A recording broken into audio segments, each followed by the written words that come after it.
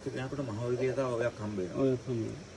එතෙන්ට යනකොට ඉත ලෝක හන්දන්නේ නැහැ. මේ මහවැලියල කොසිනලට කිලෝමීටර් එකමාරක් දෙකකට ඉක්තු වෙන්න තියෙනවා. එතනදී පොඩ්ඩක් සරයි කන්ද. ඔව්. ඒකත් ඇලා. ඔව්.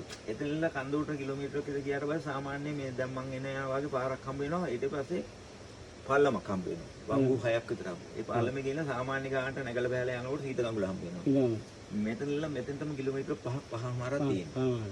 ඔයාලා මෙතනilla මෙතෙන්ට යනකල් වතුර උස්සගෙන යන්න එපා. දිගටම පිරිසුදු වතුර තියෙනවා. ඇලවල බොන්න. ඔව්. මේ සීත ගඟුලේ නාලාවරම යව කරලා පෑ භාගයක් ඇතුළට යන්න පුළුවන් කුරුවිට පාර. කුරුවිට පාර. පෑ භාගයෙන් ගියයි. හැබැයි පුතේ මේ සීත ගඟුලේ ඉන්නලා කුරුවිට පාරට යනකල් කිසිම ඇලක් හම්බෙන්නේ නැහැ. හම්බෙන්නේ නැහැ. එතන තමයි වතුර අරන් යන්නේ. මේ සීත ගඟුලේ වතුර ටික අරන් යන්න. මොකද මේ හරියට දීකඩ වලින් වතුර බොන්න එපා. මිනිස්සු යනවනේ දැන්. යනවා. මේ ඊට පස්සේ ආයෙ ටැප් හම්බෙන්නේ මේ ගල්වංගෙ දිගඟට ගියාට. ගල්වංගෙ. ඒක රත්නපුරේ පාරෙන් වැටෙන තැනට.